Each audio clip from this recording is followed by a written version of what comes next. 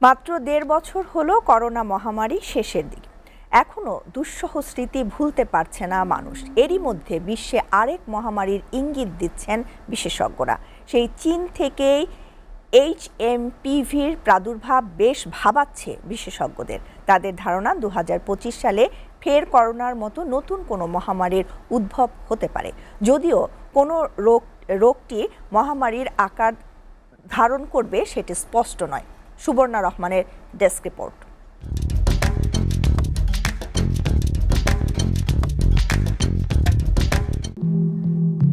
হাম, cholera, bird flu এবং স্ক্যাবিসের মতো প্রায় ১১টি রোগকে সম্ভাব্য মহামারীর তালিকায় রেখেছে বিশেষজ্ঞরা। এর মধ্যে সম্প্রতি চীন ও জাপানে ছড়ানো হিউম্যান মেটানিউমো ভাইরাসের প্রাদুর্ভাব চিন্তার ভাঁজ ফেলেছে চিকিৎসকদের কপালে। চীনের করোনার সময় হাসপাতালে যেভাবে ভিড় তৈরি হয়েছিল, অনেকটা একই পরিস্থিতি তৈরি হয়েছে HMPVর প্রাদুর্ভাবে। একই অবস্থা দেখা যাচ্ছে জাপানেও। সবচেয়ে ঝুঁকিতে আছে শিশু এবং বৃদ্ধরা। বিশেষ করে আগে যাদের শ্বাসকষ্টজনিত সমস্যা ছিল, তারা এই ভাইরাসের আক্রমণে নাজুক অবস্থায় আছেন।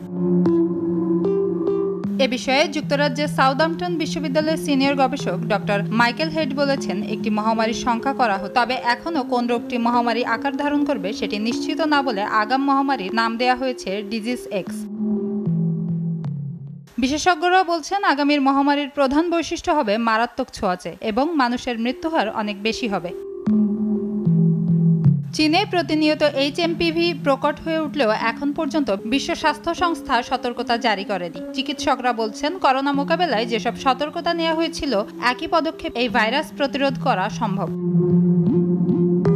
এদিকে HMPV ভাইরাস চীন থেকে যাতে করোনার মতো ছড়িয়ে না পড়ে, তাই আগে থেকেই সতর্ক অবস্থানে ভারত। এখন থেকে শ্বাস-প্রশ্বাসজনিত কোনো সমস্যা দেখা দিলে ছোট করে না দেখে চিকিৎসকের পরামর্শ নিতে বলেছেন ভারতের স্বাস্থ্য বিভাগের মহাপরিচালক ডক্টর অতুল গোয়াল।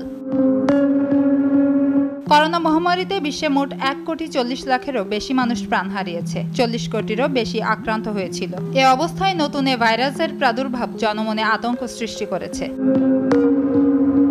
Suborna Rahman, SATV international desk.